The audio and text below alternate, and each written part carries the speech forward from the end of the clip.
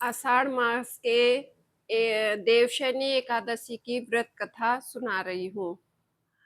युधिष्ठिर ने पूछा, भगवान, आषाढ़ के शुक्ल पक्ष में कौन सी एकादशी होती है, उसका नाम और विधि क्या है, यह बतलाने की कृपा करें। भगवान श्री कृष्ण कहते हैं, राजन, आषाढ़ शुक्ल पक्ष की एकादशी का नाम शयनी है। मैं उसका वर्णन करता हूँ।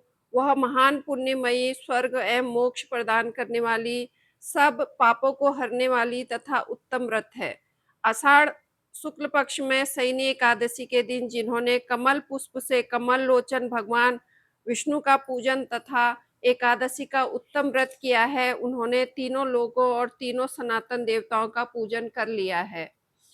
हरिशयनी एकादशी के दिन मेरा एक स्वरूप राजा बलि के यहाँ रहता है और दूसरा क्षीर सागर में शेषनाग की सैया पर तब तक शयन करता है जब तक आगामी कार्तिकी एकादशी नहीं आ जाती। अतः आषाढ़ शुक्ल पक्ष की एकादशी से लेकर कार्तिक शुक्ल पक्ष की एकादशी तक मनुष्य को भली भांति धर्म का आचरण करना चाहिए। जो मनुष्य इस व्रत का अनुष्ठान करता है वह परम गति को प्राप्त होता है।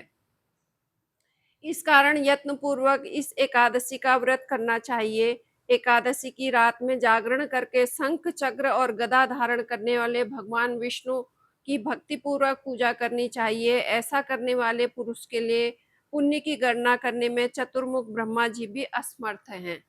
राजन, जो इस प्रकार भोग और मोक्ष प्रदान करने वाले सर्व पापहारी एकादशी के उत्तम व्रत का पालन करता है, वह जाति का चांडाल होने पर भी संसार में सदा मेरा प्रिय करने वाला है। जो मनुष्य दीपदान, पलाश के पत्ते पर भोजन और व्रत करते हुए चौमासा व्यतीत करते हैं, वे मेरे प्रिय हैं। चौमासे में भगवान विष्णु सोए रहते हैं, इसलिए मनुष्य को भूमि पर शयन करना चाहिए। सावन में साग, भादों में दही, क्वार में दूध और कार्तिक में दाल का त्याग कर देना चाहिए। अथवा जो चौमासे में ब्रह्मचारी का पालन करता है वह परम गति को प्राप्त होता है। राजन, एकादशी के व्रत से ही मनुष्य सब पापों से मुक्त हो जाता है। अतः सदा इसका व्रत करना चाहिए, कभी भूलना नहीं चाहिए। शयनी और बोधनी के बीच में जो कृष्ण पक्ष की एकादशियां होती हैं, गृहस्थ के लिए वे ही व्रत रखने योग्य हैं। अन्य मासों की कृष्ण पक्षी एकादशी गृहस्थ के रखने योग्य नहीं होती। शुक्ल पक्ष की एकादशी सभी को करनी चाहिए।